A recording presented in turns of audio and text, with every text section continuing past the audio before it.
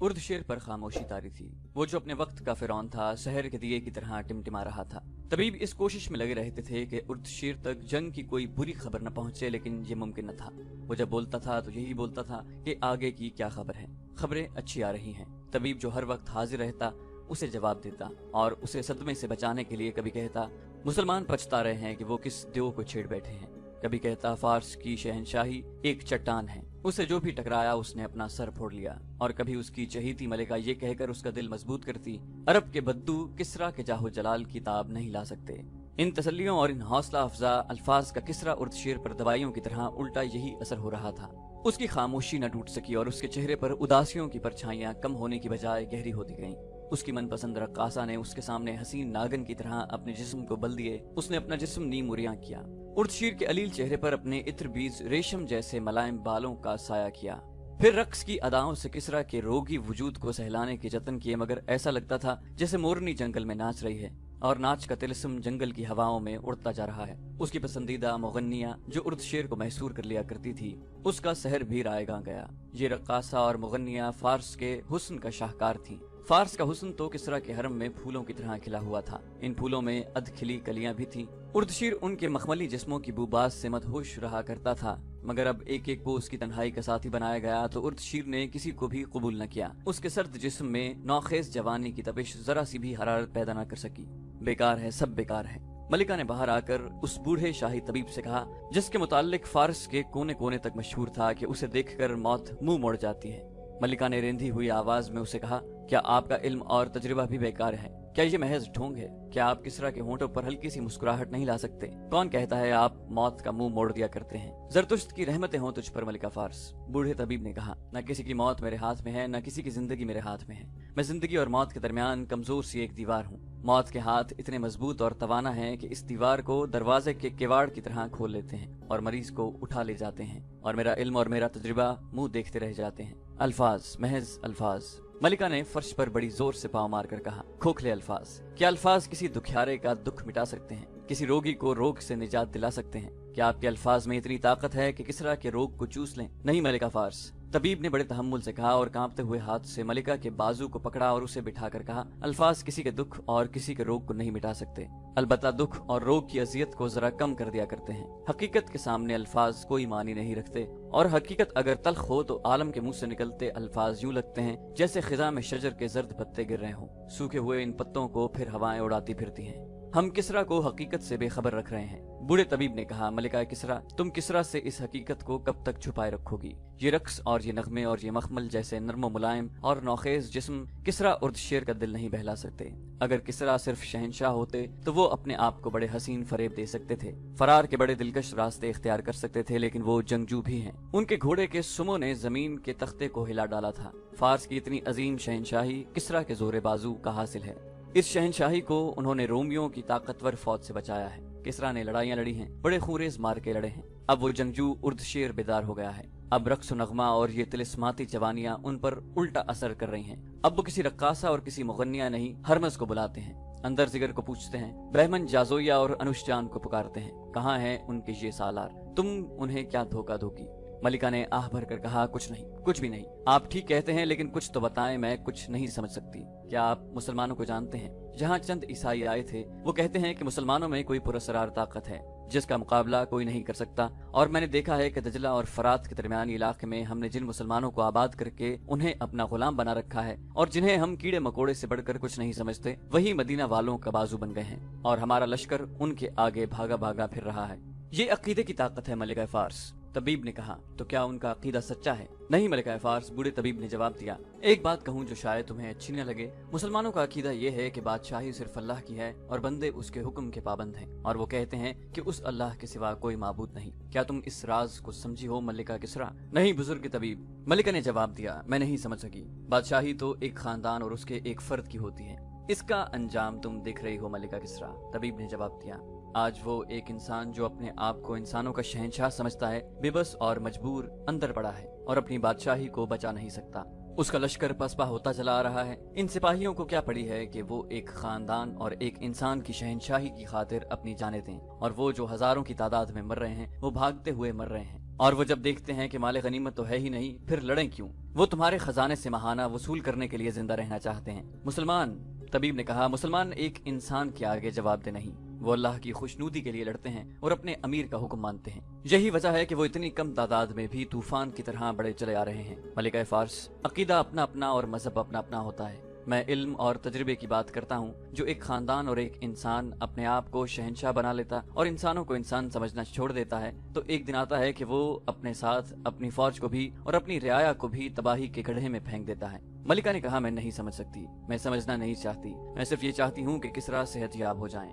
कुछ करो बुजुर्ग तबीब, कुछ करो। कुछ नहीं हो सकता मलिका फार्स, तबीब ने कहा, सिर्फ ये खबर ले आओ कि मुसलमानों को फार्स की सरहद से निकाल दिया गया है, या खालिद बिन वलीद को जंजीरों में बांधकर किसरा के दरबार में ले आओ, तो किसरा उठ खड़े होंगे। ऐसी खबर कहाँ से लाऊं? मलिका ने रंजीदा और शिकस्त खुर्दा लहजे में कहा, मदीना के उस सालार को कैसे जंजीरों में बांध कर ले आऊं? अगर मेरे सालार शिकस्त खाकर जिंदा आ जाते तो मैं उनकी टांगे जमीन में गाड़कर उन पर कुत्ते छोड़ देती। वो सर झुकाए हुए चल पड़ी। एक घोड़ा सरपट दौड़ता आया और महल के बाहर रुका। मलिका दौड़ती बाहर गई। बूढ़ा तबीब भी उसके पीछे गया। वो एक कमानदार था। घोड़े से कूदकर वो मलिका के सामने दोजानू हो गया। उसका मुंह खुला हुआ था, आंखें सफेद हो गई थी, चेहरे पर सिर्फ थकन ही नहीं घबराहट भी थी। कोई अच्छी खबर लाए हो? मलिका ने पूछा और शाहाना जलाल से बोली, उठो और फौरन बताओ। कोई अच्छी खबर नहीं, कमानदार ने हाँफती हुई आवाज से कहा। मुसलमानों ने पूरा लश्कर काट दिया है। उन्होंने हमारे हजारों आदमियों को पकड़कर दरियाए खसीफ के किनारे इस तरह कत्ल कर दिया है कि दरिया में खून चल पड़ा। दरिया खुश्क था। मुसलमानों के सालार ने ऊपर से दरिया का बंद खुलवा दिया तो खून का दरिया बन गया। तुम क्यों जिंदा वापस आ गए? मलिका ने गजबनाक आवाज में पूछा। क्या तुम मेरे हाथों कटने के लिए आए हो? मैं अगली जंग लड़ने के लिए जिंदा आ गया हूँ, कमानदार ने जवाब दिया। मैं छुपकर अपने लश्कर के कैदियों के सर जिस्मों से अलग होते देखता रहा हूँ। खबरदार, मलिका ने हुक्म दिया, ये खबर यहीं से वापस ले जाओ। शहंशाह फार्स यही खबर सुनने के लिए जिंदा है। उर्द शेर की आवाज सुनाई दी। मलिका ने और तबीब ने देखा, उर्द शेर एक सुतून के सहारे खड़ा था। दो बड़ी हसीन और नौजवान लड़कियों ने उसके हाथ अपने कंधों पर रखे हुए थे। उसने कमानदार को हुक्म दिया, यहाँ आओ। मैंने महसूस कर लिया था कि कोई आया है। कहो क्या खबर लाए हो? कमानदार ने मलिका और तबीब की तरफ देखा। इधर देखो, उर्द शेर ने गरज कर कहा। बोलो। कमानदार ने वही खबर सुना दी जो वो मलिका को सुना चुका था। किसरा आगे को झुक गया। दोनों लड़कियों ने उसे सहारा दिया। मलिका ने लपक कर उसका सर ऊपर उठाया। बूढ़े तबीब ने उसकी नब्ज पर उंगलियां रखी। मलिका ने तबीब की तरफ देखा। तबीब ने मायूसी से सर हिलाया। फार्स किसरा उर्द शेर से महरूम हो गया है, तबीब ने कहा। महल में हड़बोंग मच गई। उर्द शेर की लाश उठाकर उसके कमरे में ले गए, जहां उसने कई बार कहा था कि अरब के इन लुटेरे बद्दुओं को फार्स की सरहद में कदम रखने की जरूरत कैसे हुई। उसने उसी कमरे में वलीद के बेटे खालिद रजी अल्लाह अन्हु और हारिसा के बेटे मुसन्ना को जिंदा या मुर्दा लाने का हुक्म दिया था। अपने हुक्म की तामील से पहले ही इस कमरे में उसकी लाश पड़ी थी। वो शिकस्तों के सदमे से ही मर गया था। मलिका ने हुक्म दिया कि लड़ने वाले लश्कर तक किसरा की मौत की खबर न पहुंचने दी जाए। मुसलमानों के पड़ाव में एक घोड़ा सरपट दौड़ता दाखिल हुआ। उसका सवार चिल्ला रहा था, कहाँ है वलीद का बेटा? घुड़सवार बुलंद बाजू करके लहराता रहा था, बाहर आ इब्ने वलीद। खालिद रजी अल्लाह अन्हु बड़ी तेजी से सामने आए। इब्ने वलीद सवार कहता रहा था, तुझ पर अल्लाह की रहमत हो, तेरी दहशत ने उर्द शेर की जान ले ली है। क्या तू पागल हो गया है इब्ने हारिसा? खालिद रजी अल्लाह अन्हु ने आगे बढ़कर कहा। सवार मुसन्ना बिन हारिस था। वो घोड़े से कूदा और इतने पुरजोश तरीके से खालिद रजी अल्लाह अन्हु से बगलगीर हुआ कि खालिद रजी अल्लाह अन्हु गिरते गिरते बचे। मदाइन के महल रो रहे हैं। मुसन्ना ने खुशी से बेकाबू आवाज में कहा, उर्द शेर को मरे आज 4 दिन हो गए हैं। मेरे 2 आदमी मदाइन के महल में मौजूद थे। वहाँ हुक्म दिया गया है कि उर्द शेर की मौत की खबर उसके लश्कर को न दी जाए। खालिद रजी अल्लाह अन्हु ने अपने दोनों हाथ आसमान की तरफ फैला दिए। मेरे अल्लाह, उन्होंने कहा, मैं तेरा शुक्र किस तरह अदा करूं? मुझे फतह के तकब्बुर और गुरूर से बचाना। खुदाए जुल जलाल, सब तारीफें तेरे लिए और सिर्फ तेरे लिए हैं। खालिद रजी अल्लाह अन्हु ने हाथ नीचे करके इधर उधर देखा और बुलंद आवाज से कहा, अपने तमाम लश्कर को ये मुजदा सुना दो कि फार्स की वसी और अरीज शहनशाही का सुतून गिर पड़ा है और ये अल्लाह की देन है। खालिद रजी अल्लाह अन्हु मुसन्ना बिन हारिसा को अपने खैमे में ले गए और उससे पूछा कि आगे क्या है। थोड़ी ही दूर फार्स का एक बड़ा शहर अमनीशिया है। मुसन्ना ने बताया, ये शहर इसलिए बड़ा है कि वहाँ फार्स की फौज रहती है। इसे फौज का बहुत बड़ा अड्डा समझ लो। ये शहर तिजारती मरकज है। इसके इर्द गिर्द जमीन बहुत जरखेज है। तिजारत, अनाज और बागों के फलों की वजह से अमनेशिया अमीरों का शहर कहलाता है। शहर बेपनाह मजबूत है। शहर के दरवाजे भी मजबूत हैं। करीब जाओगे तो दीवार के ऊपर से तीरों का मैं बरस जाएगा। वलीद के बेटे, इस शहर के लिए जानों की कुर्बानी देनी पड़ेगी। अगर तूने ये शहर ले लिया तो समझ ले कि तूने दुश्मन की एक मोटी रग अपने हाथ में ले ली। खालिद रजी अल्लाह अन्हु ने पूछा, क्या अब भी फौज वहाँ है? अगर है तो कितनी होगी? मुसन्ना ने जवाब दिया, इतनी नहीं होगी जितनी पहले थी। जहां तक मुझे बताया गया है, उलैयस की लड़ाई में कुछ फौज वहां से भी आई थी। दरियाए फरात में एक छोटा दरिया आकर गिरता था, उसे दरियाए बातकुली कहते थे। जहां ये दरिया मिलते थे वहां शहर अमनीशिया आबाद था। खालिद रजी अल्लाह अन्हु बड़ी शिद्दत से महसूस कर रहे थे कि उनका हर अगला कदम पिछले कदम से ज्यादा दुश्वार होता जा रहा है। ताहम उन्होंने हुक्म दिया कि फौरन अमनीशिया की तरफ कूच किया जाए। फौरन कूच से उनका मकसद ये था कि आतिश परस्तों को संभलने का मौका न दिया जाए। वो मई 633 ईस्वी रबियुल अव्वल 12 हिजरी के तीसरे हफ्ते का इब्तिदाई दिन था जब खालिद रजी अल्लाह अन्हु ने उलैयस से कूच किया। मदीना के मुजाहिदीन फतह व नुसरत से सरशार थे। वो इलाका सरसब्ज और जरखेज था। घोड़ों और इंसानों के लिए खुराक की कोई कमी नहीं थी, लेकिन अमनीशिया का दिफा खालिद रजी अल्लाह अन्हु को परेशान कर रहा था। जब शहर की दीवार और बुर्ज नजर आने लगे तो खालिद रजी अल्लाह अन्हु ने अपने लश्करों को रोक दिया। मुसन्ना बिन हारिसा उनसे अलग हो गया था। वो छापामार जंग लड़ने का माहिर था। वो अपने जांबाज दस्ते को साथ ले गया था। खालिद रजी अल्लाह अन्हु ने ये काम उसे सौंपा था कि वो अपने 2-4 आदमियों को किसी भेस में अमनीशिया तक भेजकर मालूम करे कि वहां आतिश परस्तों का कितना लश्कर है। ज्यादा देर नहीं गुजरी थी कि मुसन्ना आ गया। इब्ने वलीद, उसने खालिद रजी अल्लाह अन्हु से कहा, ये धोखा मालूम होता है। खुदा की कसम, आतिश परस्त आमने सामने की लड़ाई से मुंह मोड़ गए हैं और अब वो धोखे और फरेब की लड़ाई चाहते हैं। खालिद रजी अल्लाह अन्हु ने पूछा, क्या तू ये नहीं बताएगा कि तूने क्या देखा है और वो कैसा धोखा है जो आतिश परस्त हमें दे रहे हैं? मुसन्ना बिन हारिसा ने कहा, शहर खाली है, दरवाजे खुले हुए हैं, बुर्जों में और दीवारों पर कोई भी नजर नहीं आता। खालिद रजी अल्लाह अन्हु ने पूछा, क्या तेरे आदमी शहर के अंदर गए थे? मुसन्ना ने जवाब दिया, नहीं इब्ने वलीद, वो दरवाजों तक गए थे, वो तो कब्रिस्तान लगता है। वो कहते हैं कि दरवाजों में से उन्हें न कोई इंसान नजर आया न जानवर। क्या आप इसे धोखा या जाल नहीं समझते इब्ने वलीद? खालिद रजी अल्लाह अन्हु ने कहा, हाँ इब्ने हारिसा, मैं तेरे आदमियों पर शक नहीं करूंगा कि वो झूठ बोल रहे हैं। अगर उन्होंने ख्वाब नहीं देखा तो हमें एहतियात से आगे जाना होगा। खुदा की कसम, वो झूठ बोलने वालों में से नहीं। मुसन्ना ने कहा, उनका ईमान इतना कमजोर होता तो वो ईरानियों के जोर और सितम से बचने के लिए कभी अपना मजहब छोड़ चुके होते। और सुन वलीद के बेटे, सबसे पहले मेरे आदमी शहर में दाखिल होंगे। अगर ये धोखा है, फंदा है, जाल है, पहले इसमें मेरे आदमी जाएंगे ताकि तेरा लश्कर महफूज रहे। खालिद रजी अल्लाह अन्हु ने अपने सालारों को बुलाया और उन्हें बताया कि अमनीशिया खाली पड़ा है और ये धोखा होगा। धोखा यही होगा कि हम अपने लश्कर को शहर में ले जाएंगे। खालिद रजी अल्लाह अन्हु ने कहा, वहां कोई नहीं होगा। अचानक दरवाजे बंद हो जाएंगे और हम मुहासरे में या फंदे में आ जाएंगे। हम फौरन शहर पर हल्ला बोल रहे हैं। इब्ने हारिसा, खालिद रजी अल्लाह अन्हु मुसन्ना से मुखातिब हुए, तेरा दस्ता लश्कर से दूर रहेगा और तेरी नजर लश्कर पर होगी। अगर दुश्मन कहीं से नजर आया तो उस पर तेरा दस्ता अपने अंदाज से हमला करेगा और छापा मार किस्म के हमले करता रहेगा। तुझे और कुछ बताने की जरूरत नहीं। बाकी फौज को उन्होंने 3 हिस्सों में तकसीम किया। पहले की तरह दाएं और बाएं सालार आसिम बिन अमर और सालार अदी बिन हातिम को रखा, लेकिन अब इनका काम मुख्तलिफ था। दरवाजे खुले होने की सूरत में खालिद रजी अल्लाह अन्हु को शहर के अंदर जाना था। आसिम बिन अमर को उनके पीछे रहना था ताकि बवक्त जरूरत खालिद रजी अल्लाह अन्हु की मदद को पहुंच सकें। अदी बिन हातिम को अपने दस्ते कले के इर्द गिर्द फैला देने थे। तमाम तर हिदायत और अहकामात देकर खालिद रजी अल्लाह अन्हु ने पेश कदमी का हुक्म दे दिया। लश्कर के तीनों हिस्से शहर के करीब जाकर एक दूसरे से अलग हो गए। आगे मुसन्ना बिन हारिसा के जांबाज सवार शहर के बाहर के इलाके में घूम फिर रहे थे। करीब एक जंगल था, कुछ इलाका चट्टानी था। मुसन्ना ने अपने छापामार दस्ते को टोलियों में तकसीम कर दिया था। इन टोलियों ने हर वो इलाका देख लिया था जहां दुश्मन के छुपने का इम्कान था, लेकिन दुश्मन का कहीं नामो निशान नहीं मिला था। फिर ये टोलियां दूर दूर तक गश्त कर रही थीं। लश्कर के तीनों हिस्से शहर की दीवारों के करीब पहुंच गए तो सालार अदी बिन हातिम ने अपने दस्तों को शहर के इर्द गिर्द फैला दिया। खालिद रजी अल्लाह अन्हु ने बड़े दरवाजे में जाकर बुलंद आवाज से ऐलान कराए कि शहर के लोग घरों से बाहर आ जाएं। अगर लोग बाहर न आए तो शहर का कोई मकान खड़ा न रहने दिया जाएगा। आतिश परस्तों, जिंदा रहना है तो बाहर आ जाओ। अपने सालार से कहो बुज़दिल न बने। इस तरह के ऐलान होते रहे मगर दरवाजे के अंदर सुकूत तारी रहा। खालिद रजी अल्लाह अन्हु ने न्याम से तलवार निकाली, बुलंद आवाज से कहा, मेरे पीछे आओ, और उन्होंने घोड़े को एड़ लगा दी। फौज के जो दस्ते उनके साथ थे वो उनके पीछे शहर के दरवाजे में यूं दाखिल हुए जैसे किसी नहर या दरिया का बंद टूट जाता है। सबसे आगे सवार दस्ते थे। अंदर जाकर घोड़े फैल गए। खालिद रजी अल्लाह अन्हु ने हुक्म दिया कि घर घर की तलाशी ली जाए। खालिद रजी अल्लाह अन्हु खुद एक ऊंची जगह पर खड़े हो गए और अहकाम देने लगे।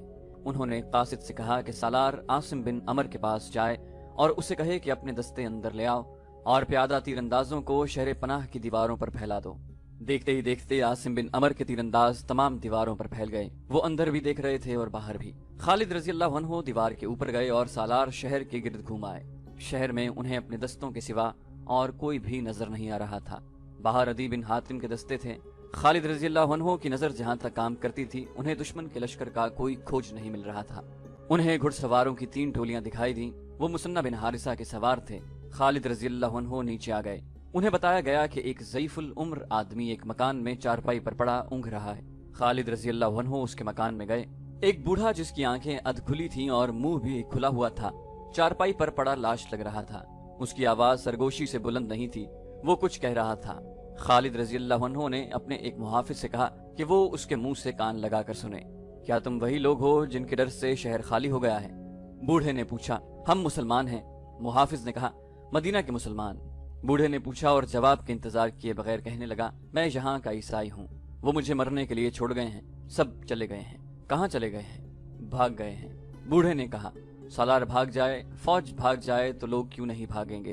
क्या खालिद बिन वलीद तुम्हारा सालार है? यहाँ सब उसे जिन और देव कहते हैं। हाँ हाँ, जिसने किसरा की इतनी ताकतवर फौज को भगा दिया है वो इंसान नहीं होगा। खालिद रजी अल्लाह अन्हु ने उसे बताया कि वो जिन और देव उसके सामने खड़ा है। उन्होंने हुक्म दिया कि बूढ़े के मुंह में दूध डाला जाए। बूढ़े से पूछा गया, फौज कहाँ गई है? बूढ़े ने जवाब दिया, आगे शहर हेरा है।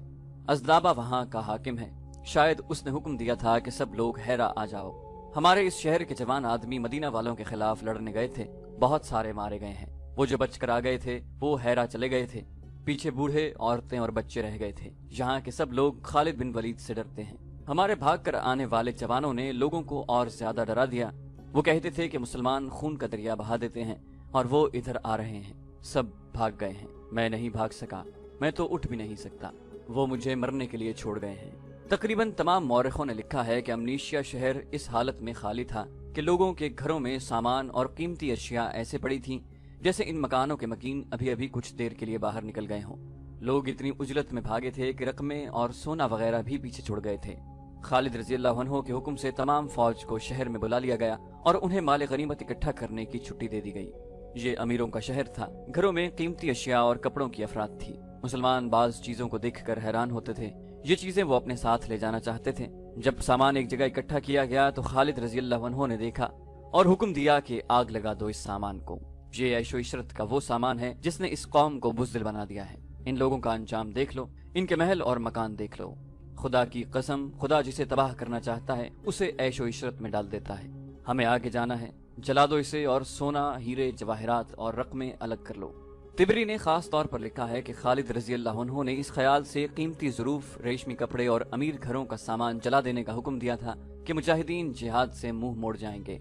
तिबरी के अलावा दूसरे मौरखों ने भी लिखा है कि जो माल गनीमत उस शहर से मिला, इतना कहीं से भी नहीं मिला था। खालिद रजी अल्लाह अन्हु ने दस्तूर के मुताबिक उसके 4 हिस्से फौज में तकसीम कर दिए और 5वां हिस्सा मदीना में खलीफतुल मुस्लिमीन अबू बकर रजी अल्लाह अन्हु को भेज दिया। मोहम्मद हुसैन हैकल ने मुख्तलिफ मौरखों के हवाले से लिखा है कि माल गनीमत का 5वां हिस्सा जो मदीना को भेजा गया, उसका मीर कारवां बनी अजल का एक शख्स जंदल था। फारसियों के खिलाफ पहली तीनों जंगों के जंगी कैदियों को उसी काफिले के साथ मदीना भेजा गया था।